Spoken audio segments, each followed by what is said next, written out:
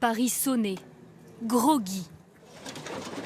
Le réveil est une nouvelle fois difficile pour la capitale. Le gouvernement a tablé sur une chose pendant toute la semaine, c'est que les gens n'oseraient pas se mobiliser dans la rue à Paris et en France et ailleurs. Ils ont été aussi nombreux. Oui. La plupart du temps, dans une très grande majorité pacifique. Dans les rues de Bordeaux, des scènes de guérilla urbaine. Les forces de l'ordre font face à des manifestants ultra-violents, sous le regard des habitants médusés. La violence n'est et ne sera jamais justifiée. Mais ceux qui sèment la pauvreté récoltent les manifestations. Il faut que le président de la République parle, et parle vite. Il faut qu'ensuite il annonce des mesures fortes. La question du pouvoir d'achat, les plus modestes d'entre nous, doit être évidemment abordée.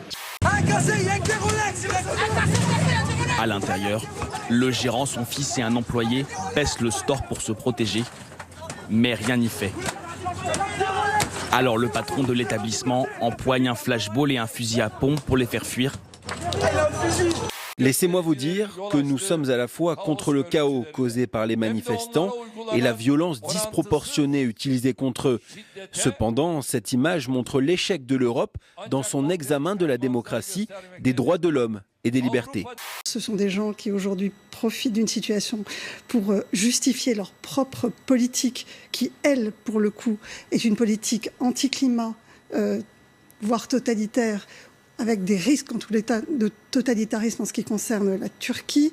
On a l'impression qu'Emmanuel Macron, qui était élu sur une promesse de rupture, est dans une continuité qui aggrave la situation. C'est-à-dire on met la politique de Sarkozy et la politique de Hollande dans un checker, on secoue et il met une épice encore plus indigeste. Nous lui avons rappelé qu'il fallait dans ce pays de la justice sociale, mais également de la justesse sociale.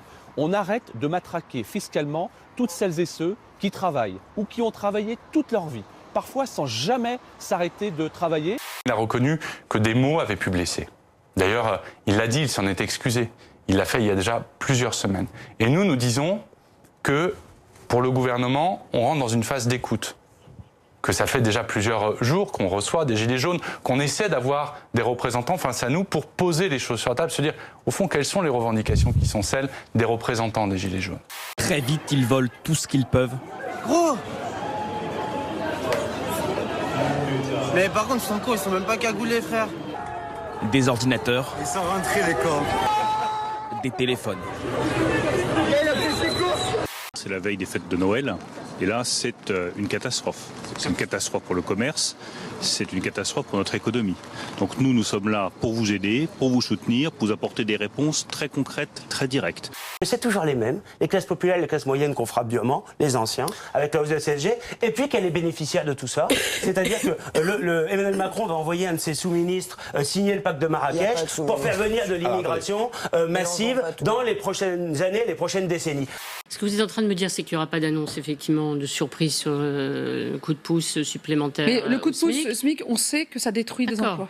À court terme, le président de la République doit revenir sur les mesures profondément injustes qu'il a prises, notamment contre les retraités, la hausse de la CSG, la désindexation des pensions de retraite, et contre ceux qui travaillent, je pense à la hausse des carburants de 2018. Ce que je propose au président de la République, c'est qu'il parle de la mise en œuvre d'un nouveau contrat social.